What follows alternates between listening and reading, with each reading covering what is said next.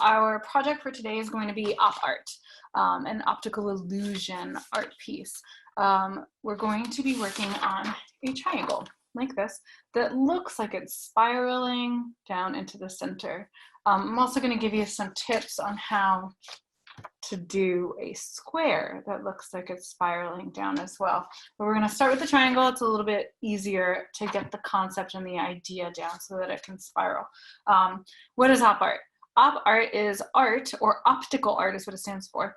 Op art is art that tricks our eyes and makes us feel like it is turning or twisting or going inward or sometimes going outward. There's lots and lots of different kinds of op art. I have a couple, the optical illusion book right here. I'm going to show you a couple that I just kind of marked off to show you that kind of fit with what we're doing today. This one, for me, the way it's drawn, the way the lines are drawn, the perspective, it's going all right into the center, and it looks like you're almost falling in or going down inside of that shape. It's one version, and we've done some op art before. You guys have some experience with this, but we're gonna try a new one today. Here's another one that looks like it's falling inward or maybe outward. It kind of depends how you see it. Sometimes when you look at it, it looks like it's going out, and sometimes it looks like it's going in. It could look almost like the top of like a globe or a ball that's rounding around the edges for this one. But so that's sort of our goal for today, is to try and create our own op art. So what do you need to do this with? Not a whole lot. You need a sheet of paper, you need a pencil, and you need something to make straight lines with. It can be a ruler. I can't find a ruler around my house right now, so I'm going to use a folded, heavier weight piece of paper. It can be the edge of a book if you have a book handy. It doesn't matter, as long as you can use the edge of it to draw a straight line, then you're good to go. So like I said, this is our goal for today. See if we can get there. I'm going to be doing my lines in marker just so that you can see them a little bit better, just like we do in class. I'm going to get a different marker. Just like we do in class, you can see my lines a little bit better. But definitely use pencil until you're happy with it. When I color in today, I'm going to be shading just like this with pencil, a regular pencil. You can use colored pencils if you want to. Crayons are not the best one for this, because one of the things about this particular kind of op art pattern is that you want nice crisp lines, and it's hard to get a really, really straight fine line with a crayon or pastels. So I would suggest using regular pencil, or colored pencil is fine too. Not markers. You can't shade markers so well. If you have watercolors and you want to try and shade with watercolors, you can do that as well. But I'm just going to use regular pencil. Anyway, let's get started. So that is our, this is our idea, and this is how we're going to do it. So to start, I'm going to, like I said, I'm going to use this for my straight edge today. So make a triangle. It's up to you how big it's going to be. It doesn't have to have all equal length sides. It can be whatever kind of triangle you want it to be. So here I go. It just has to have 3 sides, hence a triangle. So I'm taking my time, connecting, draw lightly, and then go from there. So here's my triangle. I have it ready to go. Just a regular triangle. I'm going to start, and I'm going to label my points. 1, 2, 3.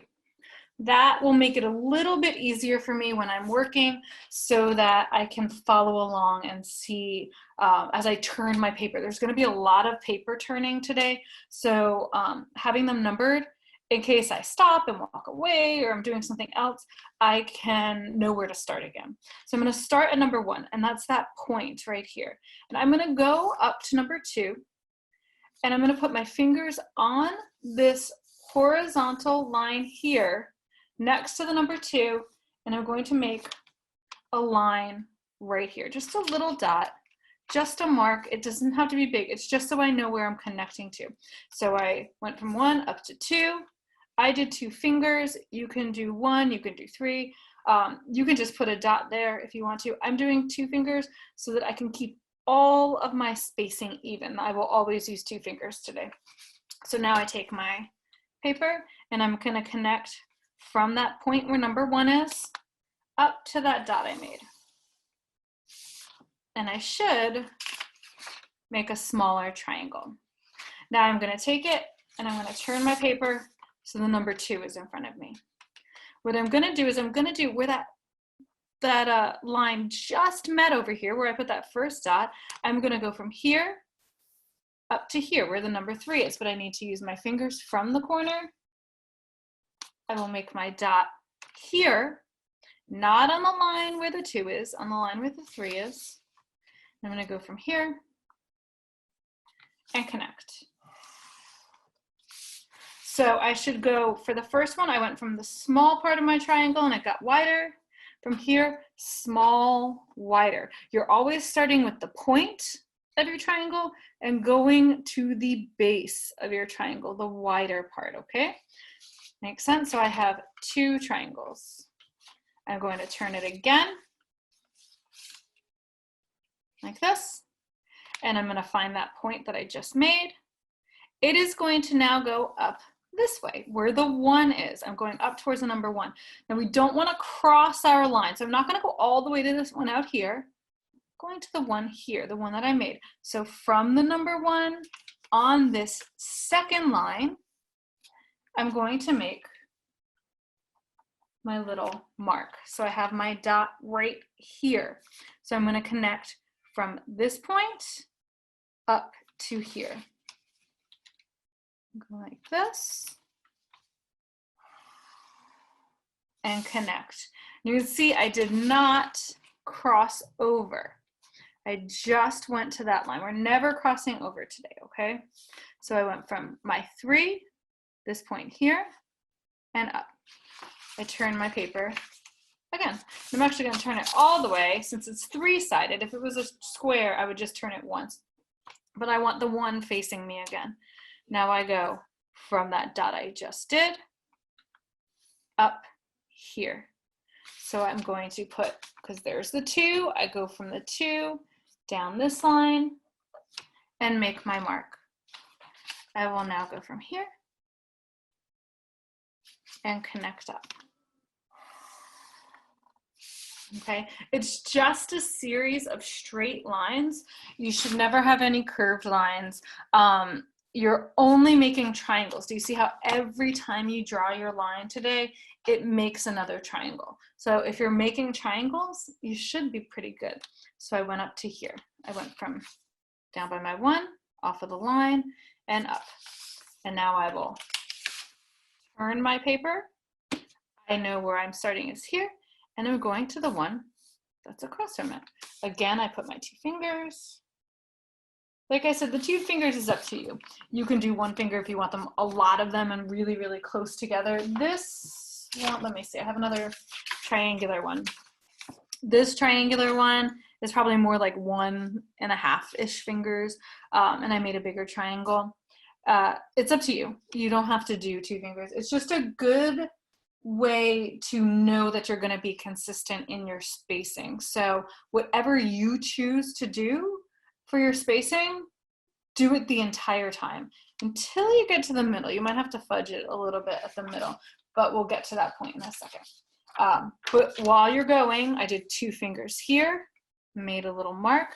So now from here, I will connect because I'm going from the small point of my triangle to the base. So let's make my line from here to here. And I made another one. And now I'm going to turn. I want to get that 3 all the way in front of me. Didn't like how I had it earlier. So I want it all the way in front of me so I know I'm going from here up to this line. My 2 fingers to make a little mark right here. I always double check and make sure it's making the right shape. And then I'm going from the small part of my triangle, the tip of my triangle, to the wider base down here. When I draw it, it will make that wide base here and the tip here.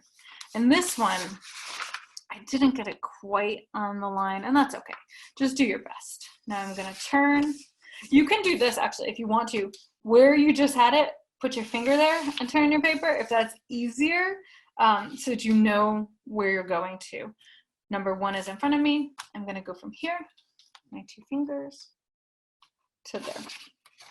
And they'll get tighter and tighter together because it's turning, or it's appearing to turn, right?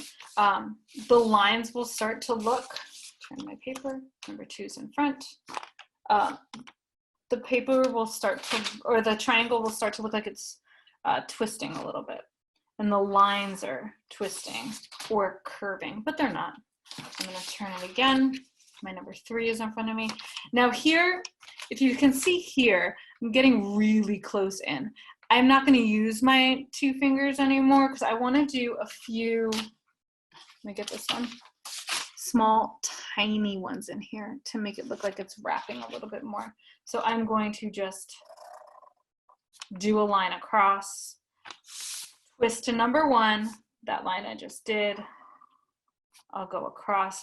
You can continue to use your ruler, or if they're short enough and you feel like you can do them without, do a nice straight line without using a ruler, that's fine. My number 2 in front of me. Do it. My number 3 is in front of me. Go here. My number 1, and I think I'm gonna do, maybe, I'm gonna make it really small here. I'll turn my number 3.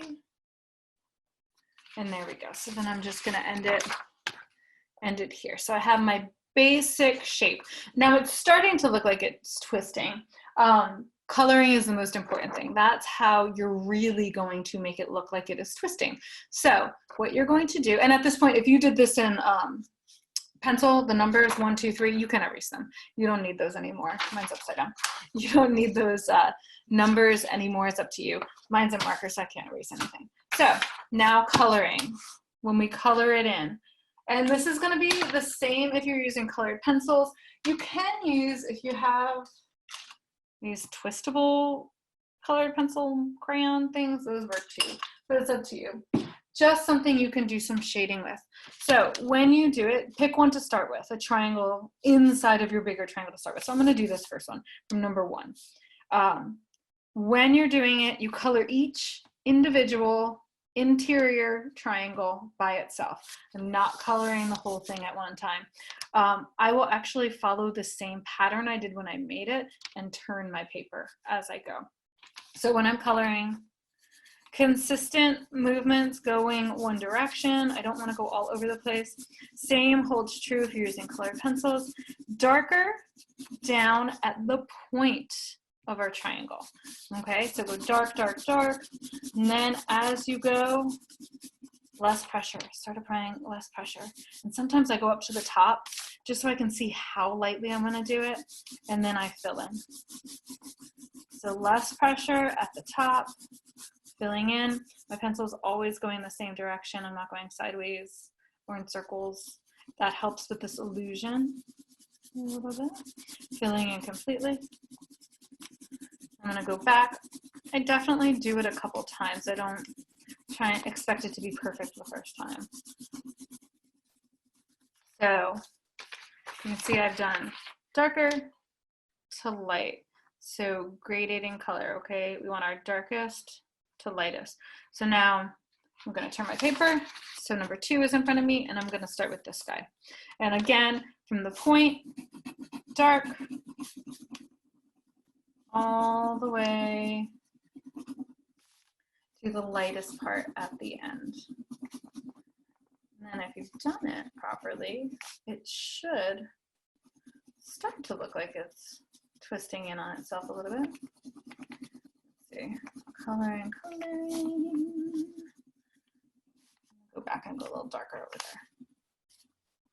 there. Okay, you can see that it's graded dark to light. I'm going to keep going.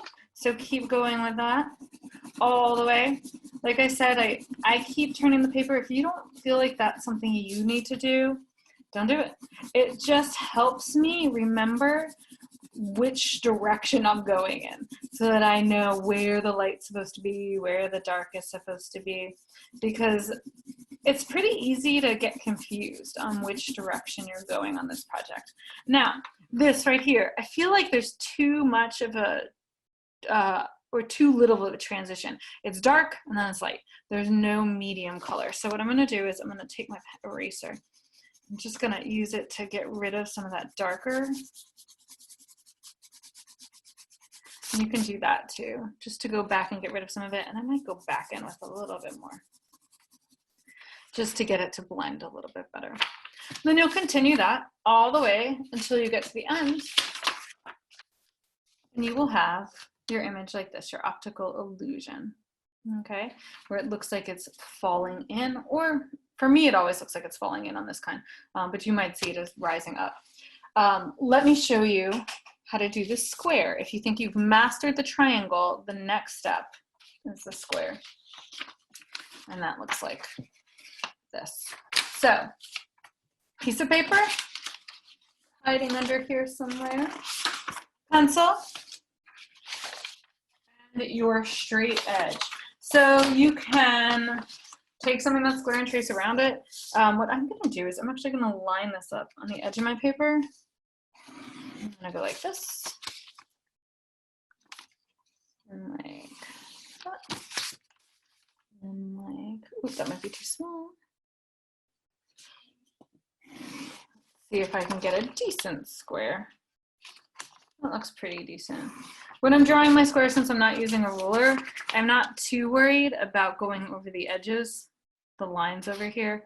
I can erase those, which I'll do real quick. So, and actually I'm gonna go over mine in marker so you can see it a little bit better. And then we can start our optical illusion. What you wanna do is you wanna start labeling, just like we did on the triangle, those corners. It makes the most sense if you can label them and see.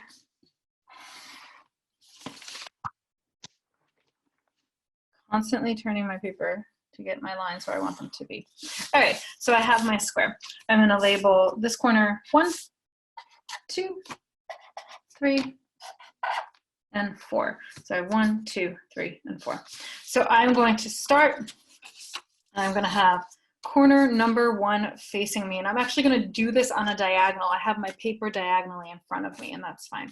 So my 1, I'm going to go over to this side right here, above the number 2, and make my mark, and connect from this corner up to that side, above the number 2.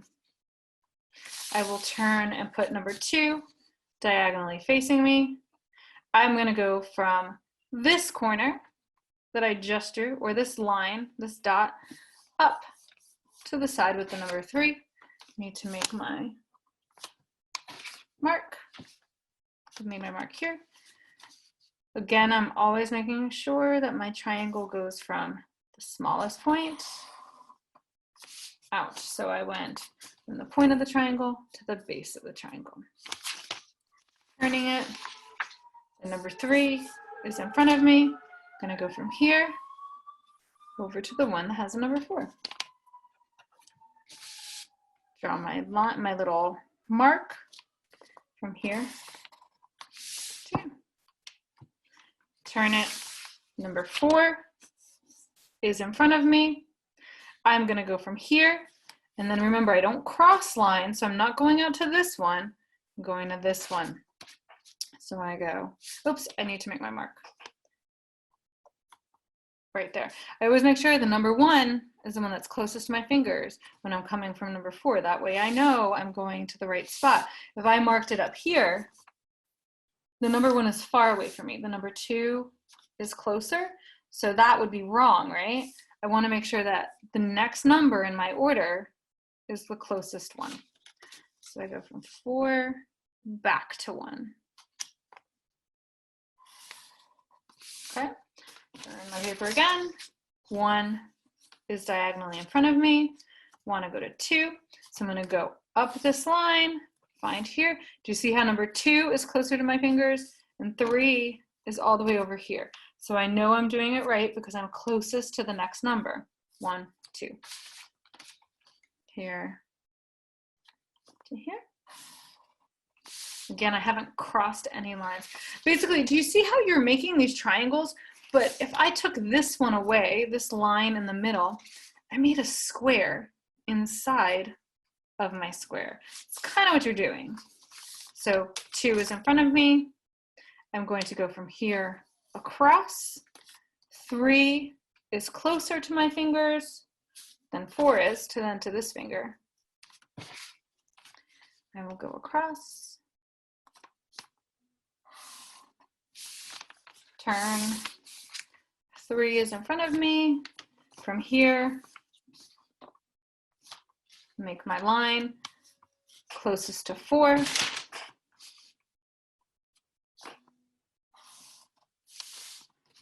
Turn. 4 is in front of me.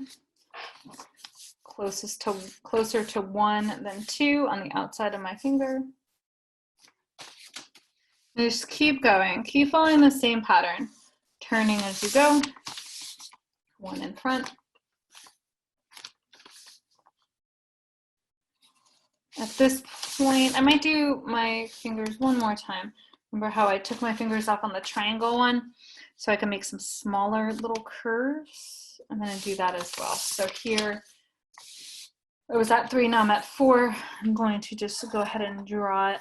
You can use your ruler, paper, book, whatever you have. 2 in front of me. 3 in front of me. 4. 1, 2, 3, 4, and then for the last couple, go like that. So then I have my optical illusion. It's all going inward. Again, at this point, I can erase my numbers, any extra lines outside, and start filling in with color. So maybe for this one, I'm gonna try a colored pencil. And I just have these lined up ones. Let's see, we'll do red. Red's good. Okay, so we will come down here. And I'm gonna start, like I said, I usually start at number 1. I will go dark, and then get it into dark, and then light. So same idea, exact same coloring technique, so that it's dark to light. Same thing over here. And I would just follow that all the way around until the whole thing is filled in with color the way that I like it. You can pretty much do this with any shape. The more complicated your shape is, more sides your shape has, the harder it is to do. It just takes a little bit more thought and patience and time. You can even do a circle. Circles are kind of hard to do because there's no edge to go to. So you have to think a little bit more about it. But yeah, so let's see. I have another one here. When you get really advanced, you can do a diamond shape that's turning in on itself. It's your choice. But I love the way the squares come out once they're all done. They're probably my favorite, squares and triangles. So give it a try, see how it goes. If you make a mistake, no worries, just try again. And have fun with it. See you guys later.